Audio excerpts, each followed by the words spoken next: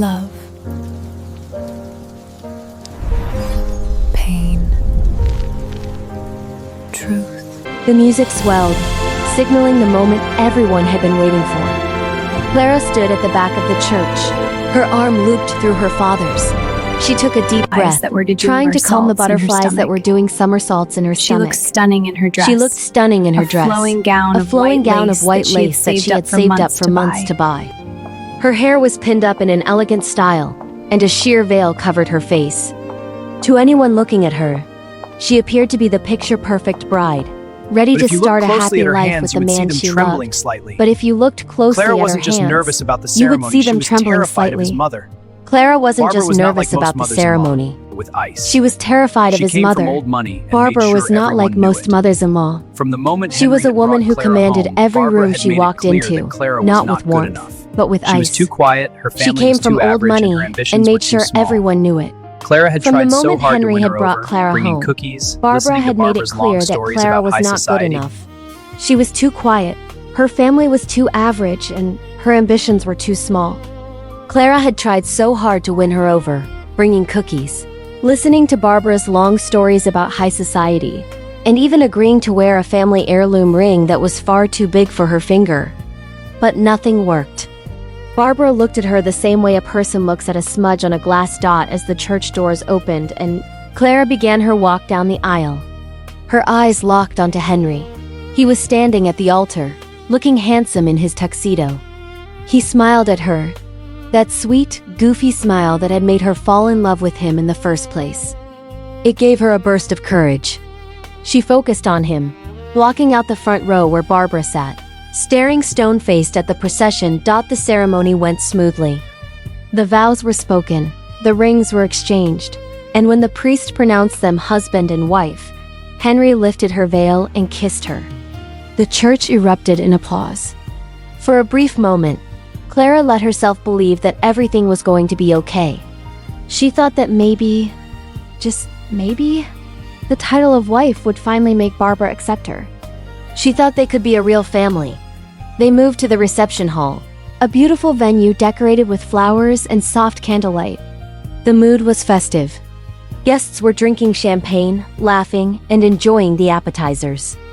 Clara and Henry made their grand entrance, greeted by cheers and clapping. They took their seats at the head table, right next to Barbara. The older woman was sipping a glass of red wine, her eyes scanning the room as if she were inspecting it for dust. Dinner was served, and the toasts began. Clara's father stood up first. His voice shook a little with emotion as he talked about how wonderful his daughter was, and how lucky Henry was to find her. It was a sweet, genuine moment that had people wiping tears from their eyes. Clara squeezed Henry's hand under the table. Her father sat down to a round of applause. Then the DJ tapped the microphone. And now, if everyone could please welcome the mother of the groom, Barbara, to say a few words. A polite clapping spread through the room. Clara turned to her mother-in-law with a smile, expecting a standard speech. Maybe a story about Henry as a little boy, or a welcome to the family. Barbara stood up slowly, smoothing her expensive silk dress. She didn't look at Clara. She looked at the guests, a tight smirk-like smile on her face. "Thank you," Barbara said, her voice cool and clear, cutting through the background noise. "I know we are all here to celebrate my son, Henry. He has always been the light of my life. A boy with such potential, such a bright future ahead of him." She paused, taking a slow sip of her wine. The room grew quiet. There was an odd tension in the air, like the feeling before a storm. "Of course," Barbara continued, her eyes finally sliding over to Clara. "As a mother, you want your child to marry someone who elevates them. Someone who matches their stature. Someone who brings something to the table other than just a pretty face." Clara's smile froze. She felt Henry's hand go limp in hers. The guests shifted in their seats, unsure of where this was going. "I remember when Henry first told me about Clara," Barbara said, letting out a short, sharp laugh. "I thought he was joking. I thought surely my son, who was raised with the best education and the best circle of friends, wouldn't settle for someone so incredibly ordinary. Murmurs started to ripple through the crowd. People looked at each other in shock. Clara's face began to burn hot. She wanted to look away, to run out of the room, but she felt paralyzed. "But," Barbara said, raising her voice slightly. "Henry insisted. He told me she was different, and I suppose she is. It is not every day you meet someone willing to trap a man so effectively." The room gasped. A few people dropped their forks. "You know," Barbara said, turning her body fully toward Clara, though she still spoke to the room, "I always told Henry, be careful. Women like her know exactly what they are doing. They don't want love. They want security. They want a last name that means something. And look at her now." She gestured vaguely at Clara with her wine glass. She got it. She got the ring, the dress, and the rich husband. "I suppose we should applaud her." Acting skills. She lifted her glass in a mock toast to Clara. To marriage. The ultimate business transaction. Clara couldn't breathe. It felt like the walls were closing in. She could hear guests whispering. She saw her mother standing up from her table, her face full of anger, ready to storm the stage. But Clara just sat there staring at Barbara. The humiliation was complete. It wasn't just that Barbara hated her. It was that she had destroyed Clara's happiest day in front of everyone she knew. Calling her a gold digger and a fraud in her own wedding, Clara turned her head slowly to look at Henry. Surely, he would stand up. Surely, he would grab the microphone and tell his mother to sit down, to apologize, to get out. This was his wife. This was their day. But Henry didn't move.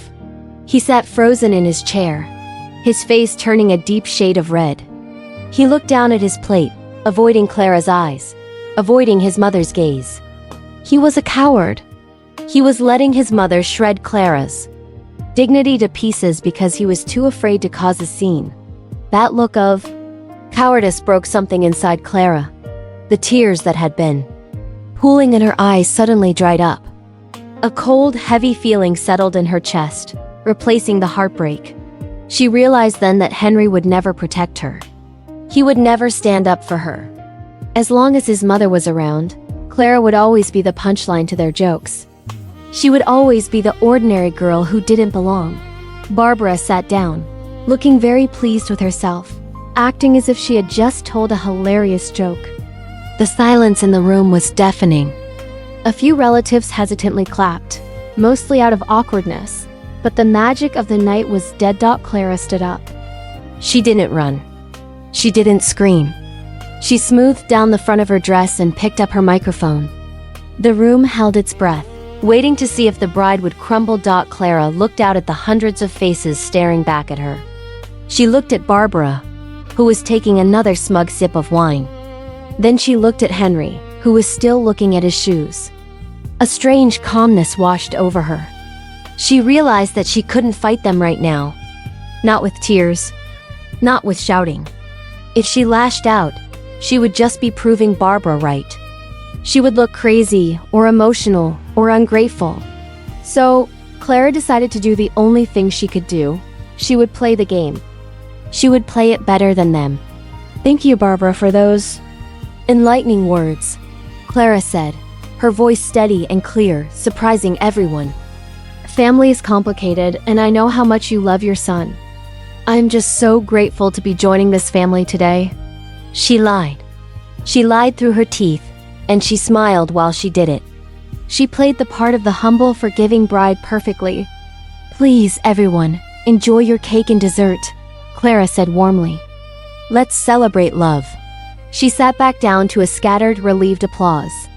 The tension in the room broke slightly as people realized a fight wasn't going to happen. But Clara wasn't really there anymore. She was watching them like a movie. She watched Henry finally let out a breath and reach for her hand under the table again, whispering, "I'm so sorry, babe. She's just had too much to drink." Clara pulled her hand away gently. "It's okay, Henry," she said softly. "It's fine." But it wasn't fine. As she looked at the triumphant gleam in Barbara's eyes, Clara made a silent promise to herself. She would not cry tonight. She would not let them see her bleed. But this wasn't the end. They thought she was weak. They thought she was a passive little thing who would just take the abuse because she loved Henry. They were wrong. Clara picked up her fork and poked at her wedding cake. She took a bite, tasting the sweet icing, but all she could think about was how bitter the day had turned. She looked at her mother-in-law, laughing at something one of her rich friends said, and Clara felt a plan begin to form in the back of her mind. It was going to take time. It was going to take patience. But Barbara wanted a war? Clara was going to give her one. And by the time Clara was finished, Barbara wouldn't know what hit her. The night wasn't over, but the girl who walked down the aisle in the white dress was gone. In her place was a woman who had nothing left to lose. The months that followed the wedding were a masterclass in acting. Clara became the perfect wife and the ideal daughter-in-law, at least on the surface. To Henry, it seemed like the disaster at the reception had simply been forgotten. He was so relieved that Clara didn't yell, didn't cry, and didn't bring up his mother's toast every single day. He went back to his normal routine, working hard and coming home to a hot meal, completely blind to the ice that was forming over his wife's heart. Clara realized quickly that Henry was a man who liked peace and quiet, even if it meant living a lie. As long as the house was clean and the dinners were delicious, he didn't ask questions. He didn't notice that Clara never really laughed anymore. He didn't notice that when his mother called, Clara's face went blank like a mask. He just wanted everyone to get along, and Clara gave him exactly what he wanted. She let him believe she had forgiven Barbara. She let him believe his mother's cruel words had just rolled off her back. But Barbara was a different story. The humiliation of the wedding day seemed to have made her bolder. Since she hadn't faced any real consequences, she treated Clara even worse. She would drop by their house unannounced, inspecting the cleaning like a sergeant in the army. She would make comments about Clara's cooking, her clothes, and her job as a teacher. "You know," Barbara would say, sipping her tea while Clara stood in the kitchen wiping the counter, "Henry could have been a doctor if he had applied himself more. But now he has to support a teacher's lifestyle. It's a shame he has to work so hard just to keep you in, whatever this is." In the past, Clara would have tried to defend herself or explain that she contributed to the household. But now she just nodded her head. "You're probably right, Barbara," she would say softly. "I'm lucky he puts up with me." This act of submission was the key to the trap. Barbara was an arrogant woman. She truly believed she was superior to everyone else, especially Clara. Because Clara acted so meek and obedient, Barbara began to view her as harmless. She saw Clara not as a threat, but as a tool she could use. Barbara sat on the board of several high-profile charities, organizations that gave her a lot of social status and respect in the community. She loved the glamour of the galas and the photos in the society pages. However, she hated the actual work. She hated the receipts, the invoices, and the confusing spreadsheets. One afternoon, Barbara arrived at the house with a heavy box and a scowl. She dumped it onto the dining room table with a loud thud. "I have no time for this nonsense," Barbara complained, adjusting her designer scarf. "My accountant is an idiot, and these charity books are a mess. I need someone to go through these receipts and organize them by date before the audit next month. Henry is useless with numbers, so I suppose you'll have to do it." Clara looked at the box. It was a mess of crumpled papers, check stubs, and handwritten notes. "I can help, Barbara," Clara said, keeping her voice light. "Good," Barbara snapped, already turning to leave. "Just don't mess it up. I don't expect you to understand the finances, just put them in piles. And don't lose anything. Some of those expenses are very private." Barbara walked out, leaving Clara alone with the box. Clara sat down and began to sort through the papers. At first it just looked like disorganization. But as Clara flattened out the receipts and started to log them into a spreadsheet on her laptop, a pattern began to emerge. There were checks written to consulting firms that didn't seem to exist. There were massive charges for event planning that matched the exact dates and amounts of Barbara's personal credit card bills for spa days, luxury jewelry, and vacations. Clara's heart began to beat faster. This wasn't just messy bookkeeping. This was theft. Barbara was stealing money from the charity, a non-profit organization that was supposed to be helping sick children, to fund her lavish lifestyle. Clara felt a surge of adrenaline. She had been looking for a way to get back at Barbara for the humiliation, for the years of cruelty. But this was bigger than a petty revenge plot. This was a crime. Clara knew she had to be very careful. If Barbara suspected she knew, she would destroy the evidence and Clara would have nothing. So Clara played the fool even harder. The next time Barbara came over, Clara pretended to be confused. "Barbara," Clara asked, holding up a receipt. "I found this check for $5,000 made out to B&L Enterprises.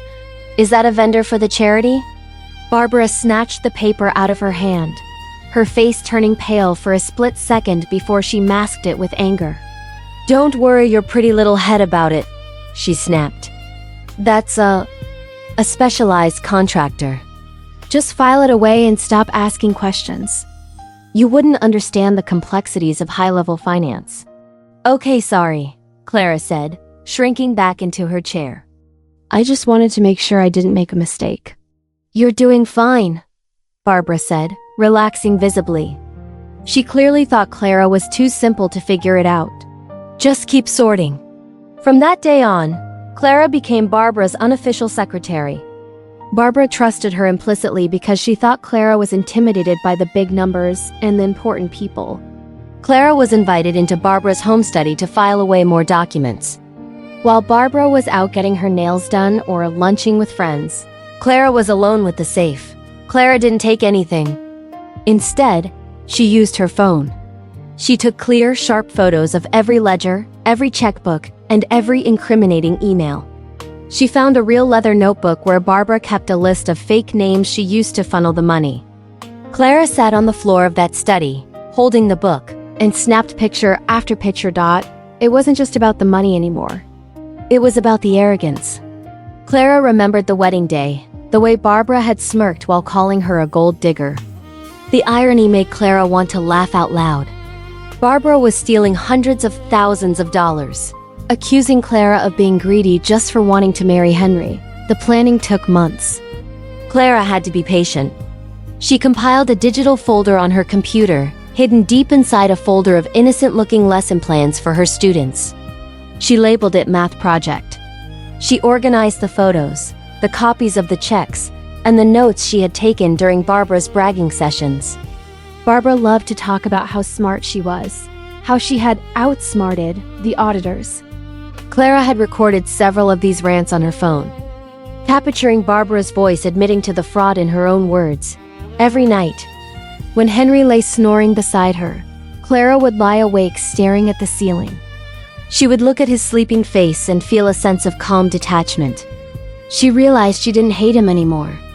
She just didn't respect him. He was a child who refused to grow up, happy to live in the shadow of his powerful mother. He had chosen to be blind. As the end of the year approached, Clara heard exciting news through the grapevine. The charity was holding its biggest event of the decade, a massive gala. They were going to honor Barbara as Humanitarian of the Year for her supposed dedication to the cause. It was going to be a black tie event, covered by the local news and attended by the city's elite. Barbara was floating on air. She came over to the house beaming, holding the invitation. "Look at this," Barbara gloated, showing Clara the fancy gold lettering. "They finally recognize my value. Henry, you and Clara had better be there. I expect you to be on your best behavior. Clara, try to wear something off the rack this time, will you? Don't try to outshine the guest of honor." Henry chuckled nervously. "Mom, that sounds great. We'll be there.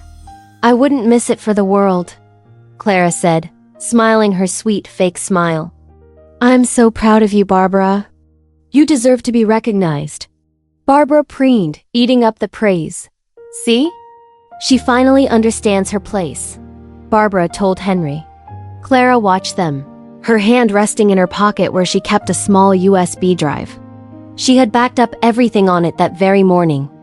The evidence was solid. It was undeniable. The trap was set.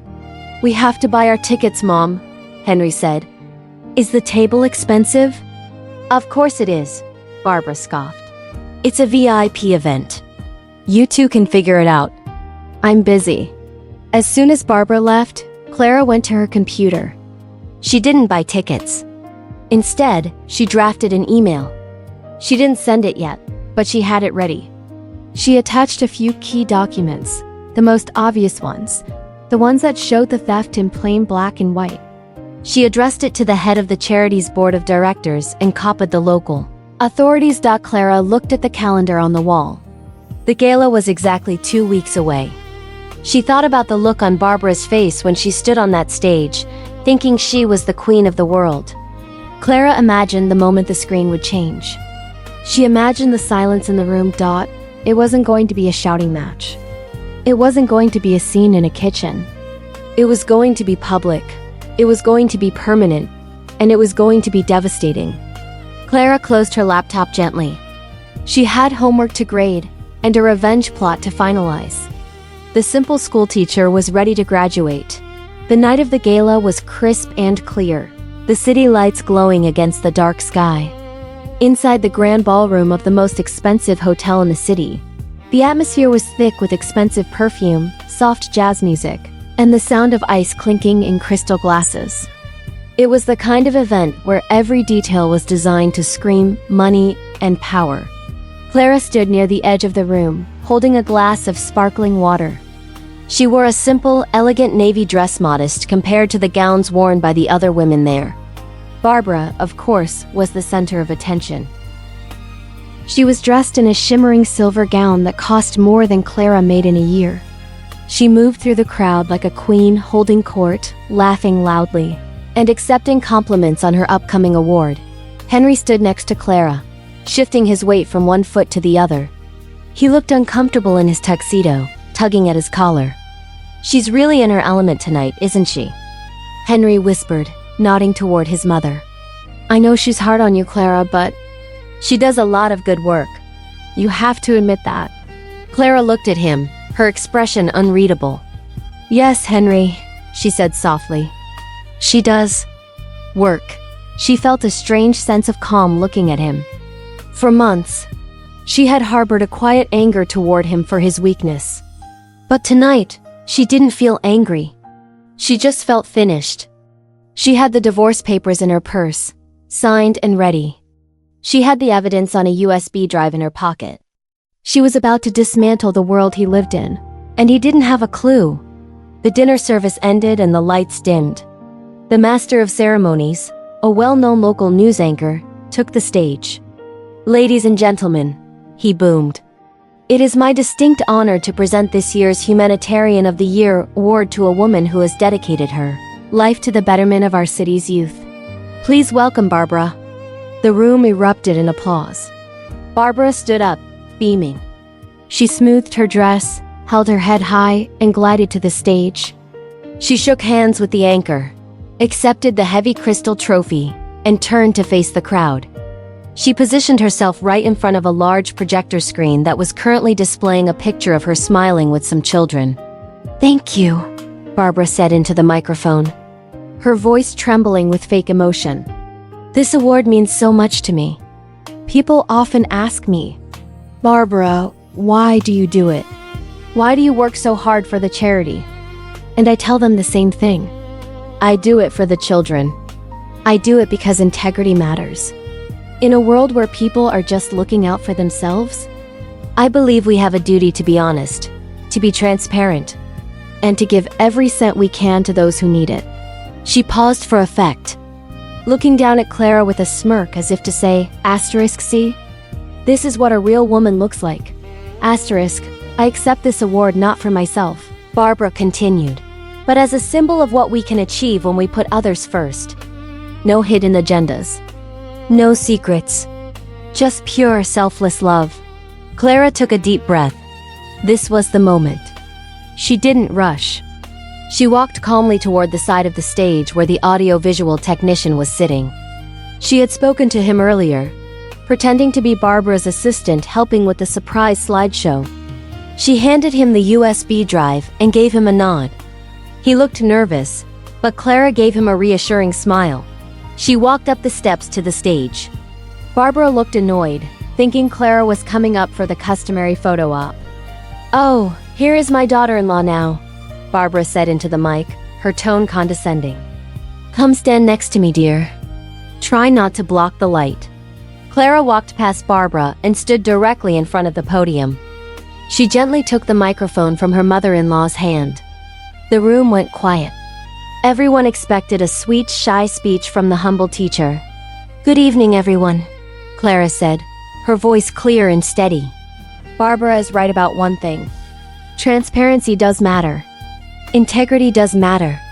And tonight, we are going to see just how transparent Barbara really is.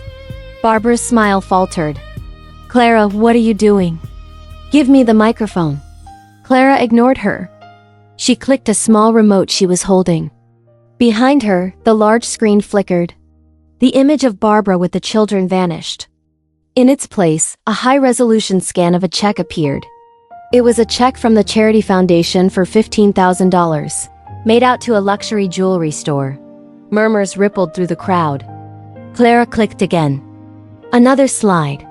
A receipt for a $5,000 spa day, categorized on the charity books as office supplies. Then another. A spreadsheet showing that over $200,000 meant for a new children's hospital wing had been moved into Barbara's personal accounts. The silence in the room was heavy, shocked. People began to stand up, craning their necks to see the screen. Barbara gasped, her face turning a shade of white that matched her pearls. "What is this?" Barbara shrieked, reaching for Clara. "Turn it off.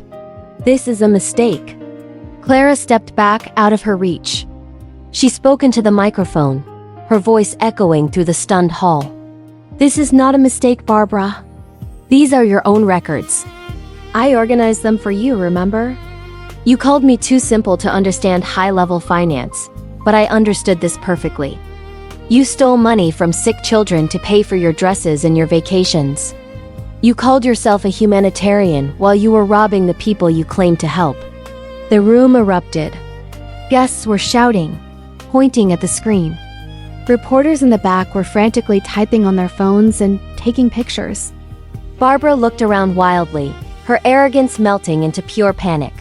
She saw the board members of the charity standing up, their faces red with fury. "Henry!" Barbara screamed. "Henry, do something. Stop her." Henry stood up from his seat, his face a mask of horror.